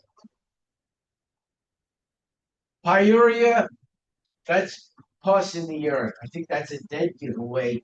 That white blood cells came to the area, tried to kill it. They've died. They did their job, and now you see the pus. All right. Urethritis, chlamydia, gonorrhea.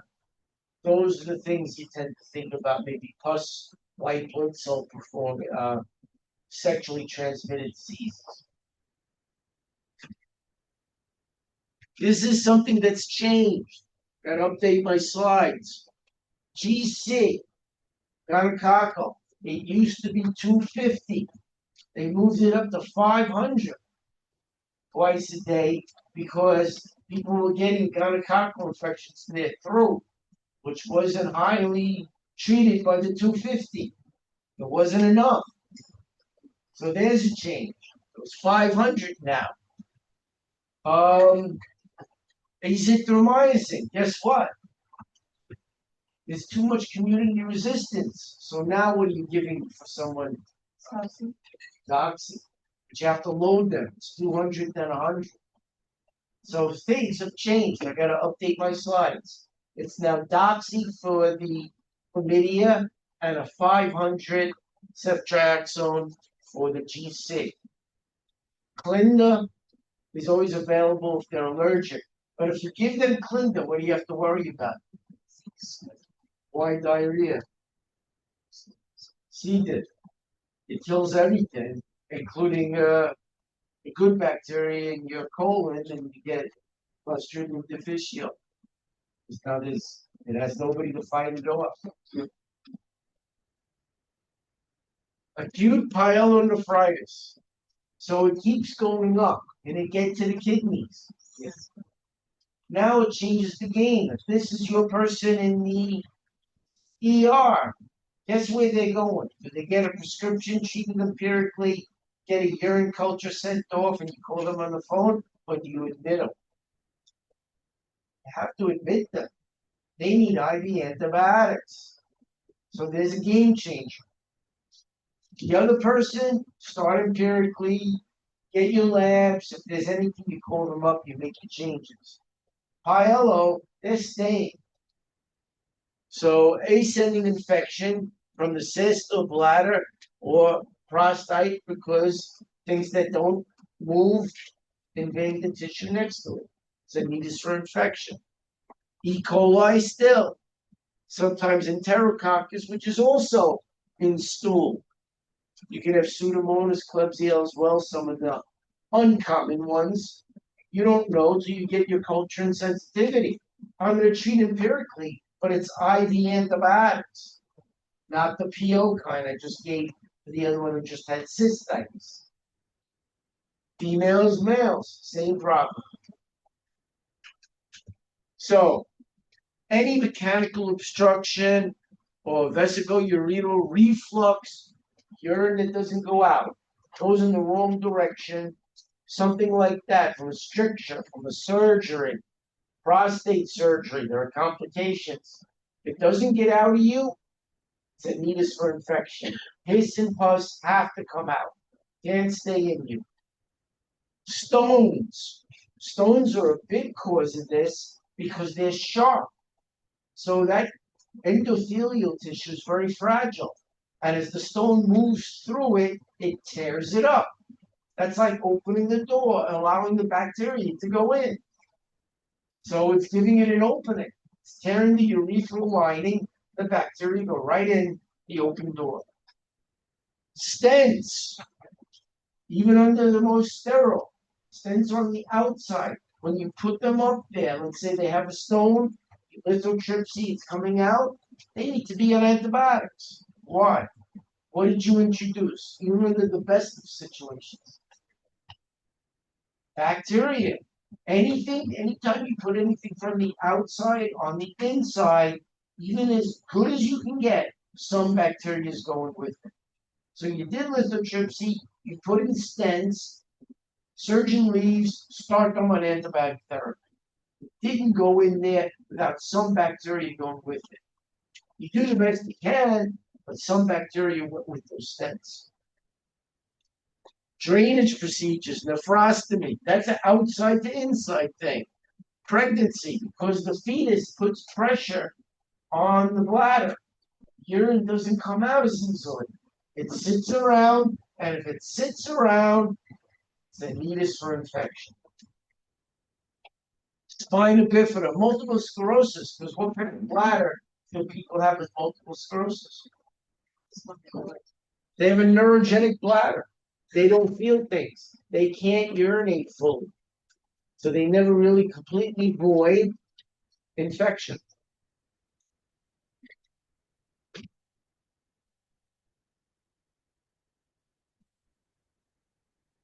Family history, get a good history. If the mother, the grandmother, I'm having that issue right now, have urinary symptoms, that's a genetic trait you can pass down. If it sits around, fluid, anything, it will invade the tissue next to it, and it's a needus for infection. So if it's a fetus, an enlarged prostate, a tumor, whatever, a stricture, a stent, risk for infection. So, gotta think about this triad: fever, pain, and pyuria, pyelonephritis. It hurts, especially during urination. They have an infection, so they have fever, and they have some pus in the urine, and probably an elevated white count. Probably make it a quadrangle. Because if they have any kind of infection in the kidney, the white count will go up. That's a matter of fact, probably the biggest thing you see is an 18,000 white count. Nausea and vomiting, physical exam, CVA tenderness, the kidneys hurt. Hematuria. Now, some people have just genetic hematuria, but if they don't have a history of blood in the urine, that could be a stone digging up the tissue. There's the infection. You just open the door to the bacteria through the epithelial lining. You got to know about some of the other things that are down there. The appendix, the gallbladder, the pancreas, the sigmoid colon is the most common area where you get diverticulum. They all cause pain. So you've got to get a good history, physical exam, that was a point, and the right labs and the right analysis. White cells, UA, Luke esterase, nitrates. That's E. coli poop. Bacteria, good urine. Sometimes they can't urinate. What do you have to do? Cat them, put in a straight cap and get the urine out. Leukocytosis, very, very common additional. So instead of a triad, it's a quadrad. If they have a white count, the kidneys are probably infected. Left shift, bends, neutrophils.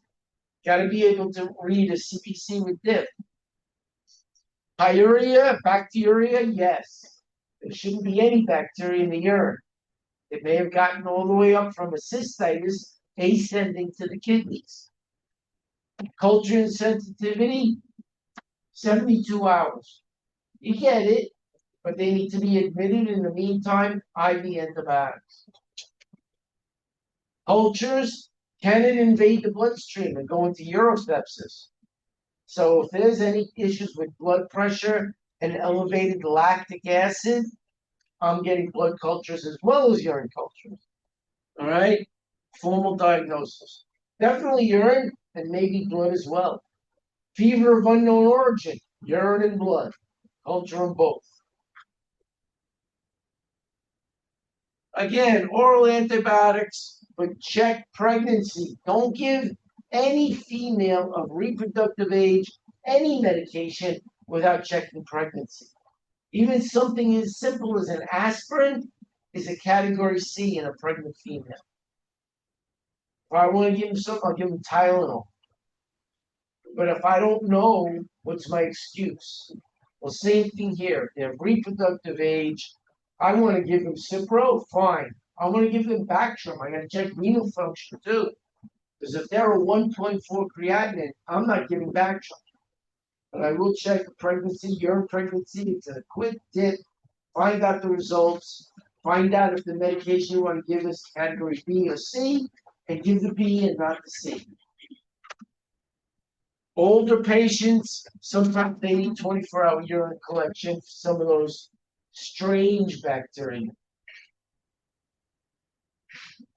Now, here's something I think you should know, even though we're not, in a lab, but if you find out that somebody with pyelo, they had flank pain, pyuria, their white count was 18,000, they had a urinary tract infection, positive CVA tenderness, you admit them, you get the urine, and they tell you they look like brown, muddy vases, casts.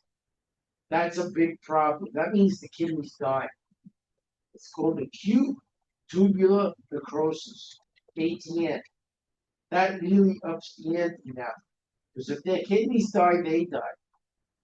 So acute tubular necrosis, it's actually necrosis of the tubular cells in the renal tubules that transport the urine in those inverted calyces.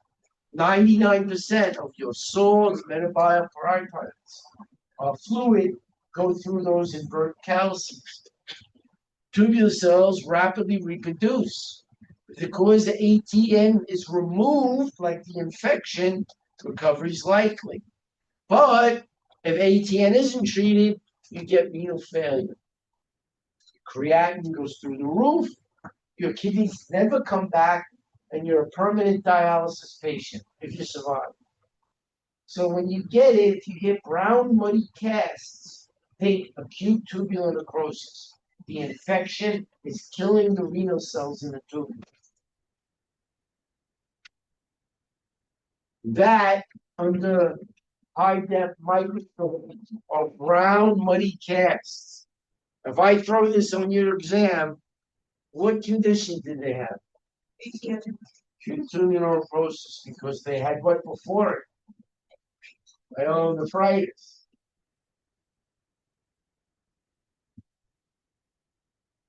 Can it invade the bloodstream? Urosepsis, especially in the elderly. So sometimes you not only get a urine culture and sensitivity, you got it in blood as well, and get a lactic acid to see if there's bacteremia and sepsis. Severe bacteria spreads into the bloodstream. Life-threatening. Sepsis is life-threatening. Some things you have to think about. Age. What about this one? Definitely. HIV, immunocompromised. They're getting chemotherapy for cancer. Good history. They're getting anti-rejection drugs because they had a liver transplant.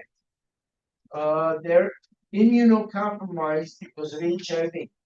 Those are the kind of things that lead to sepsis and death because they can't mount any of their own type of antipathogen response. So immunocompromised, chemo, steroid use, AIDS, anti-rejection drugs, indwelling catheter, number one cause of introduction of bacteria. Cystoscopy also introduces bacteria. If you give someone a cystoscopy, guess what you're giving them? Right afterwards. An antibiotic. You don't know what you introduced, even under the best conditions. Don't even wait for it to happen. Give them an antibiotic. If you know their kidney function, maybe a dose of Bactrim. If it's you do, maybe a week of ceftriaxone if they can't take Bactrim. Urosepsis, get a blood culture and a lactic acid. If the lactic acid is greater than 2, what do you have? What if it's greater than 4? Severe sepsis. That's someone who needs to go to critical care and get fluids. They may even need positive inotropes for the heart. Lactic 2 to 4 sepsis, greater than 4 severe sepsis.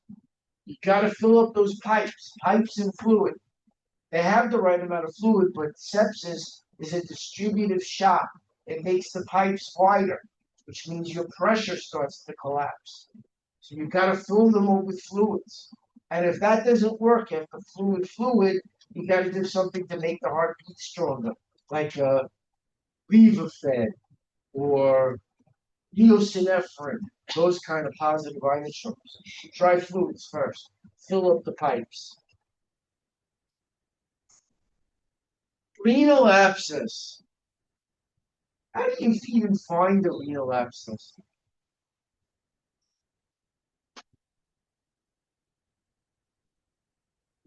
They had some pain. So what did you order? Abdominal pain. You did your exam, you got your history. There's a lot of stuff going in here. So what do you think you ordered? CAT scan with contrast. You get a phone call. And what 4 words does the radiologist tell you? Oh, by the way. It's typically an incidental finding for something else. Occurs more frequently, usually around the kidneys than in. Tissue necrosis, walled off liquefaction of the kidney. Lobar necrosis, renal abscess. All right? It can be drained depending on where it's located. Well, what has to come out? It's a buzz. 2/3 had pyelonephritis or maybe a calculi, a stone that went through the kidney, tore it up, they got an infection, the white blood cells came, died, walled off abscess. That's what I'm talking about. Oh, by the way. That's within the parenchyma of the kidney itself. That is not normal. That's normal. That's an abscess. Typically after some type of prolonged infection or a stone. So perinephric collection of blood around the kidneys. It's insidious. They get more fever. They're developing a white count, but the symptoms come on slowly. By the time they get to you, it's been there for 2 weeks. Urinary tract obstruction, stone, same basic problems. All right? Undiagnosed, it doesn't come out, you can get sepsis. 1/3 of patients are diabetic. They don't fight off infections. This is one with, oh, by the way, there's a perinephric abscess and it's blocking the ureter. And if it blocks the ureter, urine backs up. Not only does that make the infection worse, guess what happens to the overall size of the kidney? Yeah, hydronephrosis, water in the kidney. It kills it. If you don't do anything, they're going to lose that kidney. Abscess. Now here's one, since the kidneys are back here, If you have a very easily reachable abscess and a good surgical sweep under fluoroscopy, go in and drain it. This and pus have to come out. If it's deeper in the parenchyma and you can't get to it, you schedule an open with your surgeon. Problem with it is it's good and bad and everything. They're back here. So you have to put the patient in a orthotomy position. Anesthesia hates that. It's hard to manage their airway. The patient doesn't like it either. Nobody wants to be like this for 4 hours. So if you can do it in a suite and it's perinephric or within the parenchyma but reachable, do it back there on the fluoroscopy. And if they are in the hospital, they're getting the big antibiotics, which are what? Vanco covers what? Gram positives, Ocean covers the rest. And that is Alyssa under fluoroscopy in the back suite, sucking out that abscess.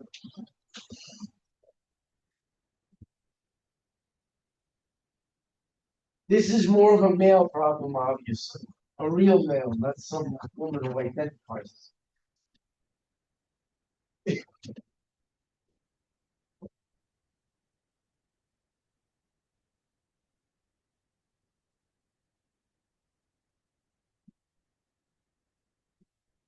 Epididymoorchitis, epididymitis.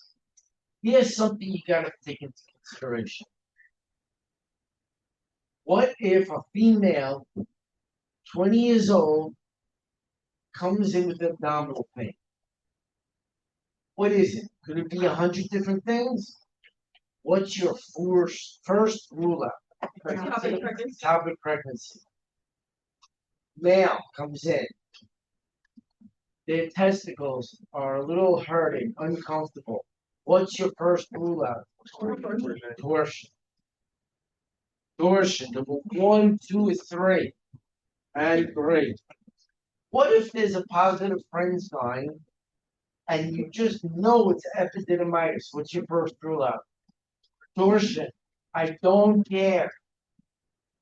I don't care if it walks like epididymitis, talks like epididymitis, quacks like epididymitis. Torsion first. Get your duplex.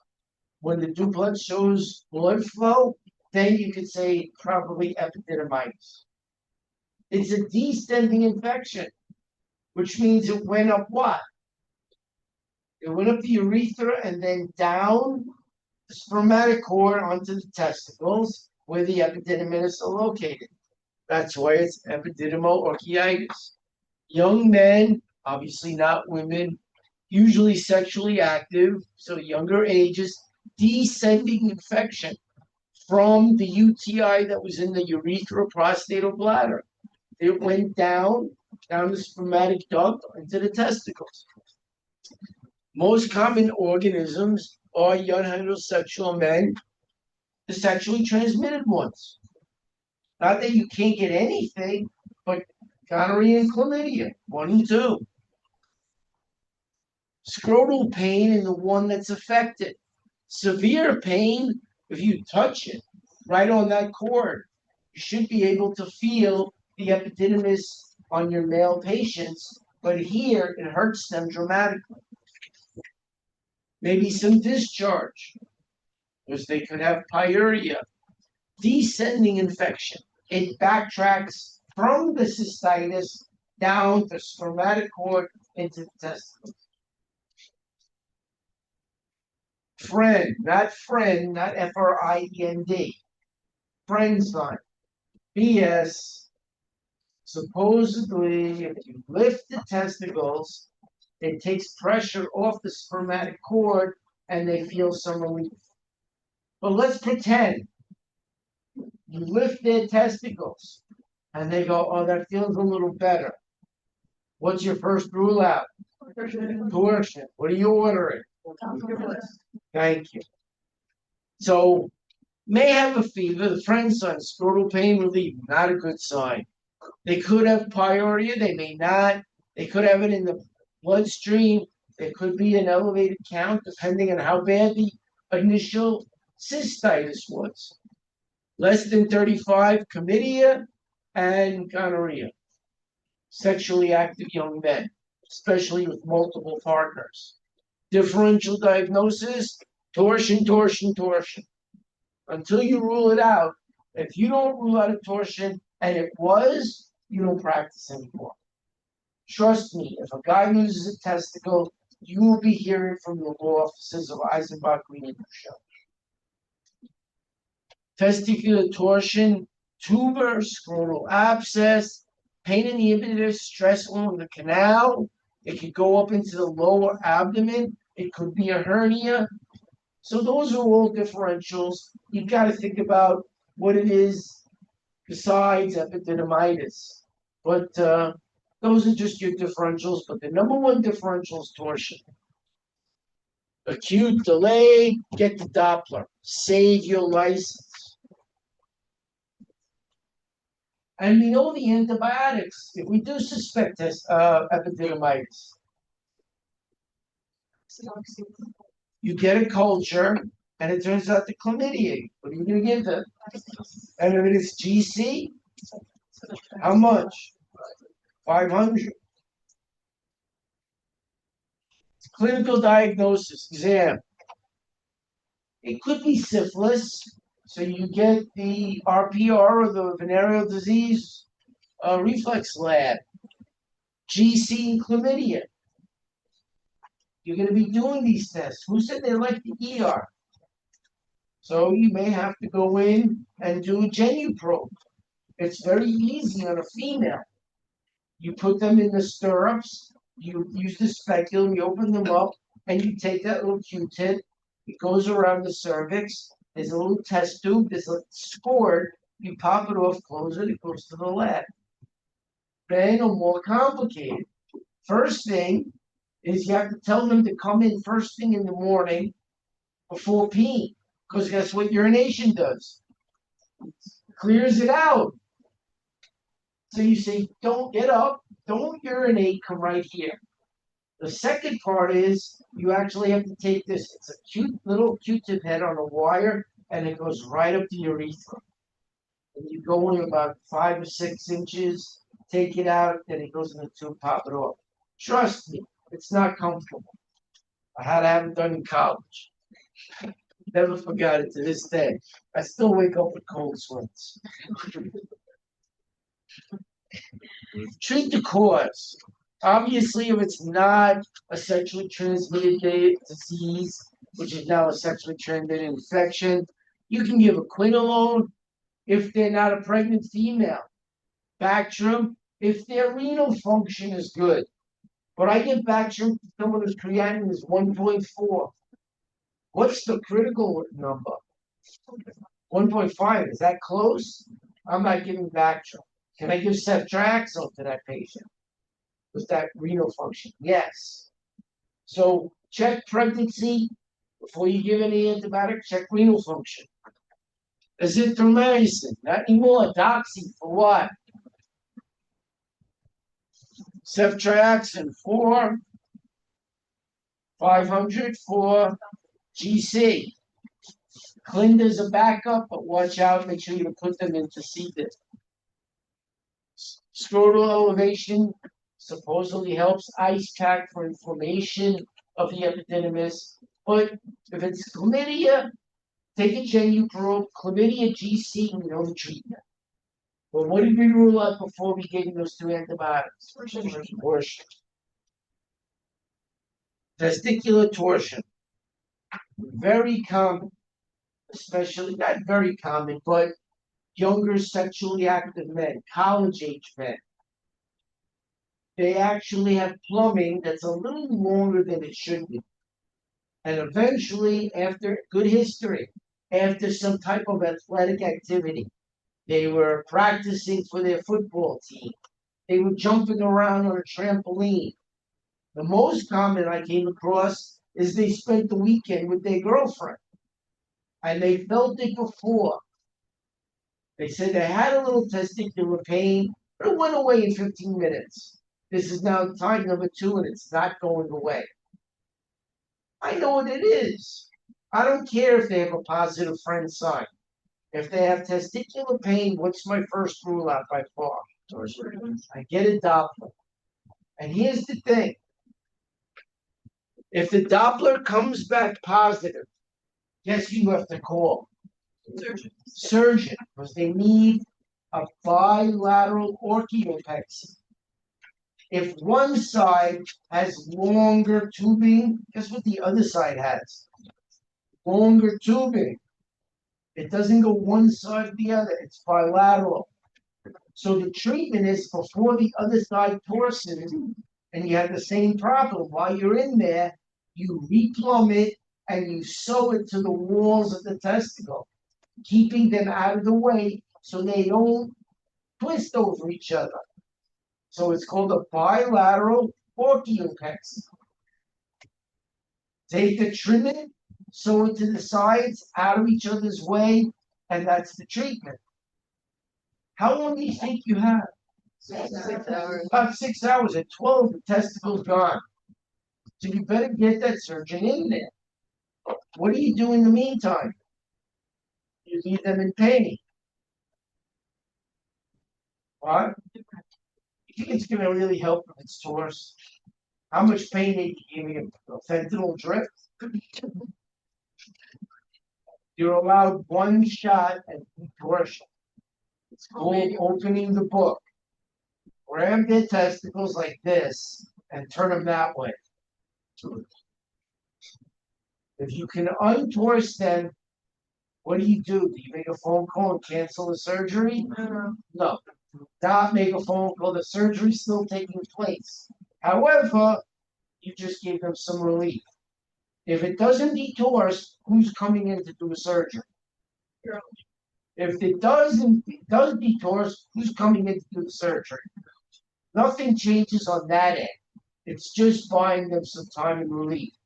Make sure it's opening the book. Both testicles. Yes, So that works. it could. Okay, so not in all cases. No. Okay. That's why I don't care if it works or not. Who's still coming in? So your first thing is, what do I do next? Urologic surgeon phone call. I'm assuming you can make it worse, but potentially. No. Okay, so. there's No, one. if it stays torus, it stays torus. So if it's already to the point of it's cutting off blood supplies, let's say you turn it and can you cut off more blood supply? They still need what procedure? What is Bilateral orchiopexy. What? Why change the other one if not forced? Because usually it's one wrapped around the other one. If you only do one, you may not get the benefit you need. So it's like if I have what is an old-fashioned book? Like that. You're opening up to page 30. Grab them this way. If you had told me when I was in high school how many men's testicles would be in my hands other than my own, I would have said you're insane. But now it's like, yeah, I just got to do what I got to do.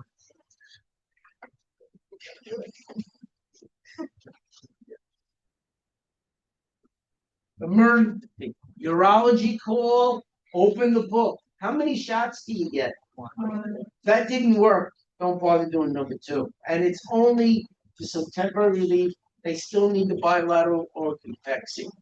6 hours, by 12, it's gone. You want to get it done within 6 hours or less.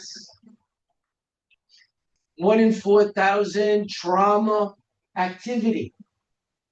Trampolines, sexual activity are some of the stretches that lacrosse players and football players use. All right? They could have no history too. But if you find out they've had pain there, but it comes and goes, because sometimes they inadvertently detorse themselves and then they never come in. It kind of like catches, but then it releases after like some sexual intercourse. And then one time it doesn't release. And now they're in your ER. You ask them, yeah, I've had this 2 or 3 times before. Ding, ding, ding, ding, ding. Pain, sudden unilateral testicular pain. It could get a high riding testicle. So typically, male testicles do not ascend the same amount. One is usually lower than the other, but by a little bit, not by 2 or 3 inches. So if you see a high riding testicle, it's because that spermatic cord is wrapped up and hanging it up. There shouldn't be this much of a difference. So you have to do the right examination. I'm sorry. Nausea, vomiting, abdominal pain. It refers. Previous episodes. Get a good history. What were you doing? Have you ever done this before? Anyone in your family ever had problems with this? Nothing? I'm still getting a Doppler. I raised the testicles. That feels better. That's what I'm getting. Doppler. Comes back to us. What's my next phone call? Which one? Bilateral. And then I do one attempt at detorsion. Open the book. High riding testicle. Forget about cremasteric reflex. If you want to see the cremasteric reflex, take your male patient and a cup of ice water and put his testicles into the ice water. You will see the cremasteric reflex. Otherwise, it's a complete waste of time diagnostically. H&P history, 90%. Get your Doppler, all right? It's your first, second, and third rule out. I don't care whatever else it looks like. Testicular pain, Doppler. Ectopic pregnancy and a female reproductive age. First and foremost, save your license. 80% can salvage if detorsed within that 6. Obviously, if you can get the surgery done in 4, don't wait 2 more hours to get to 6. The sooner the better. 12, they're dead. 24, it's irreversible. It's really about 12 hours. Testicles don't live 24, about 12. Bilateral orchiopexy. You replumb it, take off the extra, and suture the 2 cords outside of each other to the walls on the outside, so they can't roll over each other and torse. Obviously, if that testicle does die, can you leave it in there? Got to take it out or deactivate. But don't let that be your fault. You will see the morphosis of Eisenbach ring to show if you didn't recognize torsion. You get one shot at opening the book. Whether it works or not, what are they coming in to do? If it's torced, you're not going to make it worse. It's either going to be just as bad or maybe relief of pain. They're still getting a bilateral orchiopexy. Make the call first. Detorsion, external rotation, bilateral orchiopexy with non-abortal sutures. You don't want the sutures to absorb. You want that thing locked away from each other for the rest of that patient's life. Less than 6 hours, 12 hours, game, set, match. Urolithiasis. Urolithiasis is what it is. It's stone. But remember, it's a means for infection because it's sharp. What are they typically made of? Calcium oxalate. If you do lithotrips, you put in stents. But if you put in stents, what do you have to put them on? Please, because it came from the outside, you put it on the inside. Urinary stones formed anywhere in the system. Nephrolithiasis means they're in the kidneys. Ureterolithiasis, they're in the ureters. But they do precipitate infection because they hurt like anything, but they dig up the epithelial lining, leaving an open door for bacteria. And they can block urine flow that can make the kidney swell, and that's what? Hydronephrosis. Calcium oxalate, easily number 1. So it should highlight on an x-ray. What is the name of that x-ray you get? 3 letters. AUB, kidneys, ureter, bladder. And then if you want to back it up, there's something called a stone study on the CT, which will definitely show the stone and its location. Calcium phosphate also highlights up. So KUB, that's what you get first typically, and if it sees the stone, you know what you got. The CT stone study is like very elucidative. You could have uric acid. What patients have high levels of uric acid? Gout. Gout. Cysteine, magnesium phosphate, those are known as struvate stones. Usually, the history is they had Proteus UTI, very rare bacteria, but sometimes they develop struvite stones. Any of those, but mostly calcium oxalate. How can you prevent calcium from binding to oxalate? You're doing it right now, so you Hydration. hydration. How does calcium leave your body? Pee. If you don't pee it out, calcium is one of those elements, ions, that the idle hands of the devil's workshop. Meaning, if there's more than you're using, it says, what do I do with myself? Let me marry off with phosphate and make it low. Marry off with oxalate and make stones. It will do things you don't want. The way to prevent calcium from getting over what you need, keep peeing it out. Hydration. Most common renal stone, 60%. Hypercalciuria, dehydration. All right, hypophosphatemia. Why would hypophosphatemia be a cause of kidney stones? Phosphate's married to Phosphate does, but you don't have enough. So guess who it marries? You don't have enough of these oxalate. And what is calcium oxalate? A stone. So hypophosphatemia. Calcium will marry somebody. If it has no phosphorus, it's going over to oxalate. Decreased vitamin D. Keeping healthy kidneys. Hydration also keeps your kidneys healthy. You'll make vitamin D that you ate active by calcitriol, which will then process your calcium. You don't do that, your calcium stays, your vitamin D is inactive. The vitamin D you ate this morning does nothing unless the kidney's activated. Decreased thiazide use. Oh my goodness. Thiazide diuretics. They're what? Calcium. So you can get hypercalcemia. There is your KUB. I think you can obviously see it highlighted right here in that right ureter. Stones.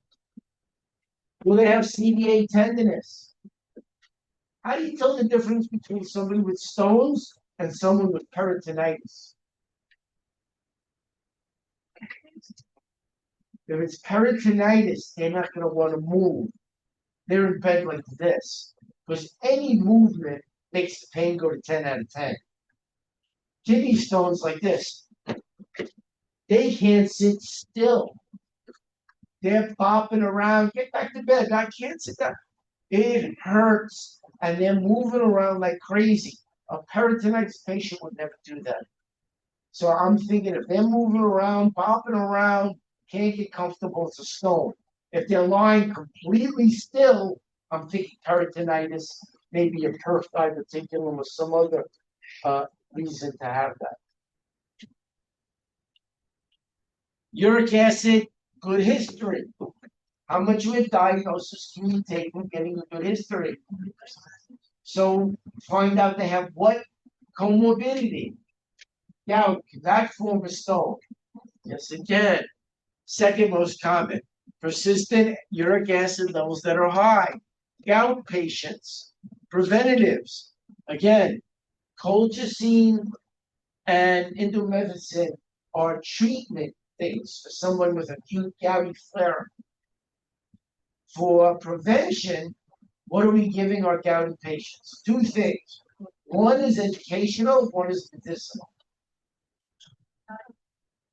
Hydration is important, but what's the educational thing? If they have gouty flares instead of giving them stones. Avoid purines. No shrimp. None of that stuff. No red wine.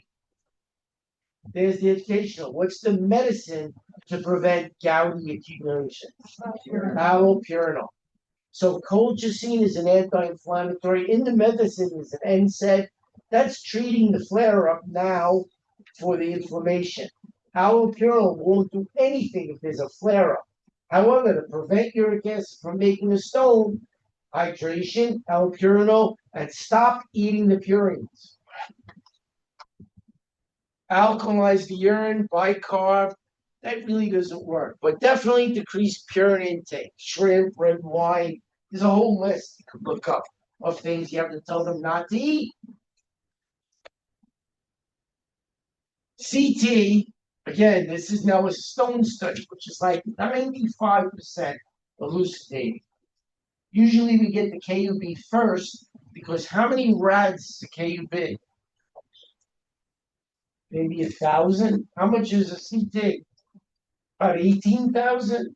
So get the KUB first. But obviously, that's not only an obstructive ureteral lithiasis. Do you agree? It's in the ureter. Look what it's doing. If that's one kidney, what's happening here? Back up. And what's that called? This is someone who can't wait. You'll lose a kidney. That has to be taken out. That might need going in there with the urologist, pulling it out and leaving what behind to keep it open. Stents. What are you putting them on after the surgeon goes home for the day? Antibiotics. Now you're thinking like a surgical PA. Flank pain, renal colic. It could radiate up the abdomen and down to the testicles. It's bad enough, nausea, vomiting. Gross blood, hematuria. Those stones are sharp. They tear up the epithelial lining. You see blood in the urine. They can cause pyelo and UTIs because it's opening the door. CVA tenderness. They can't sit still. Peritonitis, they can't move. UA, red blood cells, blood work, hyperparathyroidism. Why is hyperparathyroidism with an elevated PTH causative for stone formation? It raises what? Raises serum calcium. Now you have more than you need. Idle hands in the devil's workshop. What does that extra calcium say I'm going to marry off with? Oxalate or phosphorus, and now you're hyperphosphatemic and you have stones. Calcium left alone starts marrying off other things that you don't want it to. All right? Increased uric acid if it's a gouty patient. History. 80-95% on the KUB. This is number one. That's why I have it in red. It's called the stone study. If the KUB doesn't show you what you need, get him a stone study. IV pyelogram only shows urine flow, but it could show you obstructed urine flow, and that means there could be hydronephrosis, like that last picture. Pain management, obviously. Toradol is better. It's not an opiate. But if you need morphine and Dilaudid, you need what you need. Hydration. Why doesn't hydration work for a stone in the acute phase? The other kidney picks up the slack, yet we do it anyway. It's one of those things, if you're working in the ER, hold with that. You say, but it doesn't work. I don't care. That's what everybody's done, and we're going to do that too. But the other kidney will catch up and work twice as hard to get rid of the urine. It really doesn't flush anything out, but yet you do it anyway because everybody else has been doing it. When would you use like continuous bladder? It's not in the bladder. Oh, Stent stone removal. Sometimes you have to go in there and get it, like that big stone, hydronephrosis. Lithotripsy. Can you use lithotripsy on a gallstone? No. Jello-y. Cholesterol. Can you use it on something hard like calcium oxalate? So you did that. Can you still put in stents? Yes, but what are you putting them on after? Antibiotic. Diet.